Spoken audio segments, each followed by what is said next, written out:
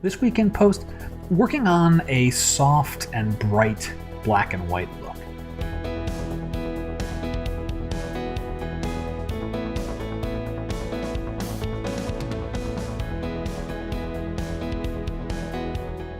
Hey everyone, I'm Scott Davenport. Welcome to In Post. Thanks for joining me today. So, I struggled with today's video trying to come up with something relevant to talk about, mainly because I haven't been processing as much recently.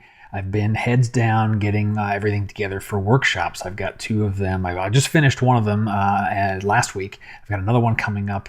I have to start traveling in 3 weeks for that, and then 2018 workshops roll around. I was just finishing up the handbook for the Death Valley workshop, and that one's got me really excited. I can't wait for that. I think there's still a few spaces open if you'd like to come join me. Pop over my website and sign up. But what am I going to talk about today? Well, black and white and kind of creating this soft, airy look. I mentioned I started a personal photo project, and I want to create black and white images with a minimal feel to them.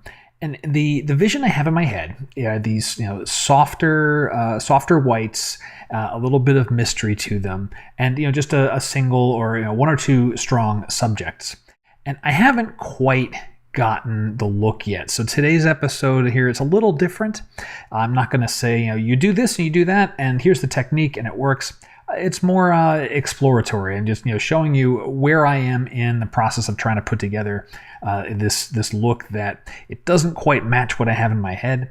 I'm not sure if I have to revisit the locations and do the shooting a little different, or am I just not right there yet with the processing. But let me show you what I have here. I've got a few photos, three that I've started to work on, and I'm just going to thumb through these. But as I do, pay attention to the histogram.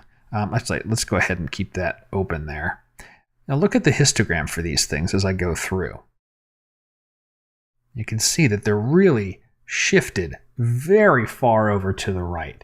I want a lot of the whites to be coming through in this. And these are longer exposures at the ocean, at a seascape, and so that churn in the waves, all those little white caps, they get spread out all over the water. That becomes the bright whites.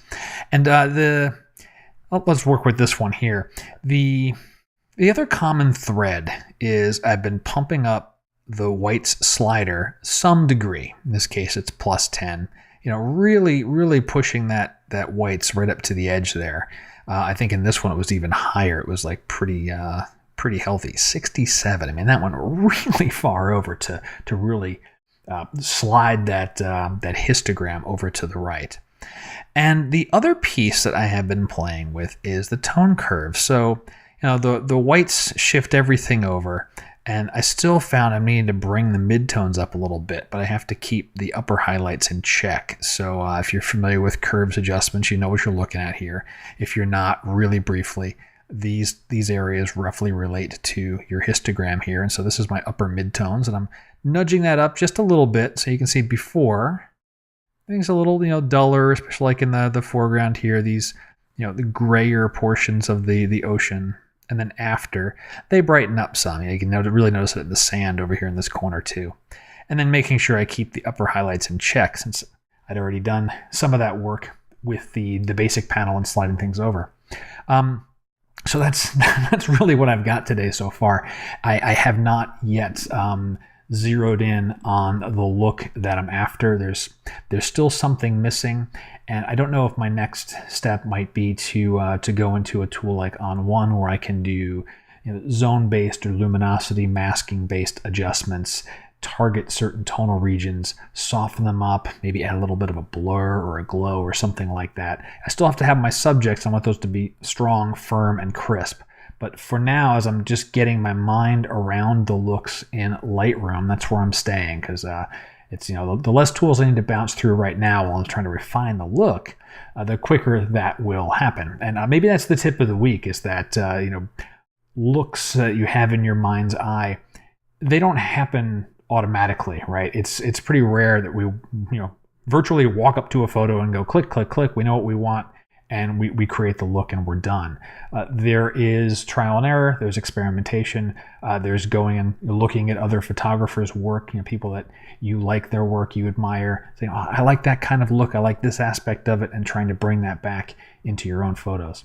So if you're working through a set of photos you're trying to get a certain look for and you're struggling, you're not alone. I'm right there with you, especially this week. That'll do it for this week's In Post. Hope that you've enjoyed it and you didn't mind too much of the diversion from technique and start to finish type stuff. But I thought I may as well share where I am in this particular project and trying to come up with a look, because I don't know, well, it's what I'm working on. So I turn the camera on and talk about it for a few minutes. Well, until next time, my name's Scott Davenport. Happy shooting.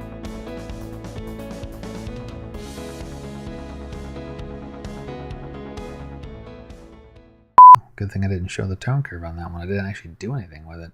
Oh, this was the PSD, that's why. Okay, I still got to do some work on this one. And I just recorded all that.